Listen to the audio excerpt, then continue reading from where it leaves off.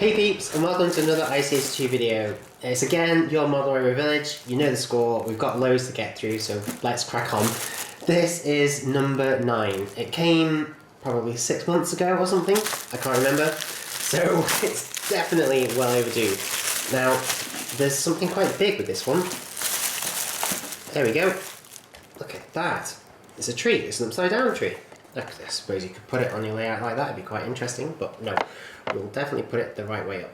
So yeah, it's just a tree. It doesn't say what kind of tree, I don't think. No, definitely doesn't. Maybe it will tell us inside what kind of tree it is. But yeah, it doesn't look too bad. Looks pretty good. Maybe it's got some sort of Dutch elm disease or something, I don't know, but yeah, it's not too bad. Okay, and oh, some track as well. Oh, no way. Oh, right. That was just typical. Yeah, the tree has lost half of its foliage in transit, basically. Look at this. Yeah, totally looks like something else, that does. So, time to go get the vacuum cleaner, and I'll be with you again in 2 ticks.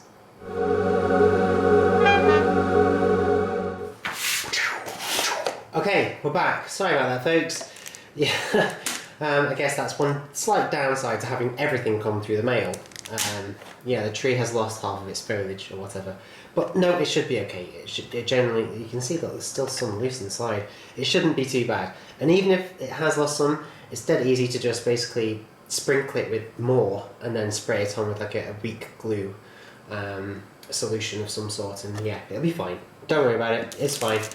Another section of curved track. So what have we got in the actual magazine thing? It's part 9. Okay, starting to build a baseboard. Oh wow, okay, scary stuff. It's finally happening, is it? Time and the railways. Of course, yes, that's quite an interesting article. I'm glad they covered that. Before the railways, there was no such thing as standardised time. You know, it could be 12:30 in Manchester, but it'd be 1 o'clock in London or something like that. There was no such thing as standardised time, but obviously because the trains could get from A to B so quickly, you needed a standardised time, and the railways brought that. So it's absolutely unfathomable to even think about it nowadays, but you know, 100, 200, well, yeah, certainly 200 years ago, slightly less, you really genuinely did have different times all across the country, which is just mad, isn't it? It's absolutely crazy. But then, hey, you know, maybe people will say that one day about the different time zones we have now. They'll say, gosh, really? You didn't use a universal time? Star Trek universal time? Yeah, maybe not. Okay, so tear off the front cover, as always. Hey, baseboard frames. Now, I know you've not seen me do this with the proper layout yet, but you'll enjoy it when I do, trust me. It's really good. It's a very exciting part of building any model railway. With this issue, you receive your first tree plus a length of curved track. Our step-by-step instructions will get you started on building a baseboard to give you a good surface on which to construct your model railway. Yeah, it's really not that hard. You basically do construct like a framework of some sort, and then you put down a big sheet of wood on top of it, or several sheets, as you can see there.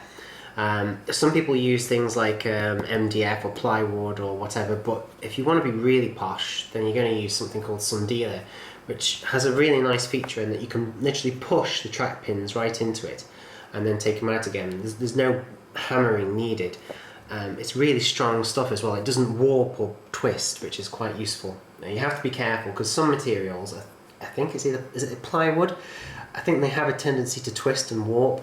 So if you're going to use a material like that, you need to make sure your framework underneath is really strong and definitely well affixed to your whole load of panels, otherwise it might warp and that's not very good. So, did it say anything about the tree? No. That's a shame because I really like trees. It's sort of like a secret hobby. I like to try and recognise what type of tree it is and stuff. But no, it doesn't say. 5 option. Chipboard is readily available and economical. However, some hobbyists prefer to use compact fibre. There, look, what did I just say? Use compact fibreboards such as sundealer. In this case, you'll need 2 panels, and they've given the measurements in millimetres there. So yeah, just over a metre, and then nearly 2 metres in length. Okay, that's fine. Gosh, it's going to be quite big. Yikes. Okay, this is going to be interesting, folks. You're going to actually see me build your model railway village layout before you see me build the proper one. But that's fine. We'll just do them all at once. And I've just counted up the votes for the next project. The GWR Terminus is definitely winning by a mile. So you're going to get to see 3 layouts built at once. Lucky you. And very stressful time for me, but it's fine. It's fine, I'll be okay. So here we go, baseboard elements. I see, there you go. There's your weird track mat thing on the top that they've given us in sections. Those are the actual wooden panels underneath, or some dealer, or chipboard, plywood, MDF, whatever you want to use. And then that's your actual framework. Very, very cool. What's this page about? Making the outer frame. Okay. Look, that's really quite good. It even shows you how to attach it all together nice and strongly. I do recommend a combination of screws and glue, and I say screws because then you can take it apart again a bit more easily than if you just hammer everything together with nails. It makes it a little bit more manoeuvrable and removable, which is quite good. Measure and mark carefully if you have not had the softwood pre-cut. The maxim is measure twice, cut once. Yes, I agree. It's always easy to take like a little bit extra off, but it's virtually impossible to put it back on again. So yeah, that's a very good maxim, a very good saying. Yeah, measure twice, cut once. I like that. Okay, so adding frame cross struts. For strength, of course, as you can see there, it needs rigidity. Drilling access holes. Yep, you're going to need them too. You need, in fact, you're going to see it when you do see the videos on the proper layout. You're going to see that we've got a whole load of holes in these cross beams here, running lengthways, because you've got like various cabling. So you've got like different buses. So you've got like cabling that's for powering the track. You've got cabling, a trunk of cabling that's for lighting up the buildings and lighting up the signals. A trunk of cabling that's for the detector. So the computer we have connected to it can detect where the trains are and stuff. Then you can have a bunch of cabling for operating points and stuff. So yeah, it gets really complicated, folks. Honestly, building a model railway is not just about picking trains and wagons. It's cabling, electronics, woodwork, model making. It's everything. It's just such an awesome hobby. It's why it's the hobby of a lifetime. It'll take you a lifetime to do it. Or at least me. Time and the railways. Here we go, this is what I told you about. This is the article all about how the railways standardised time, basically. They had to. They had to bring in a standardised time. In order to produce accurate rail timetables, clocks across Britain had to be standardised. And so railway time was introduced, known today as Greenwich Mean Time. Look at that.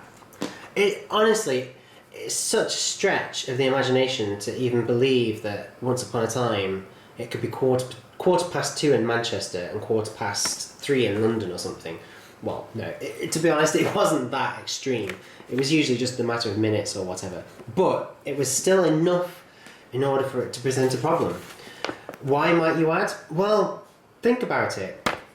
If you've got a train that's leaving the Lake District at 2:30, and the timetable in the Lake District says it's going to be in Manchester for 3 o'clock, but in Manchester 3 o'clock is actually 2:45, then you're going to miss the train.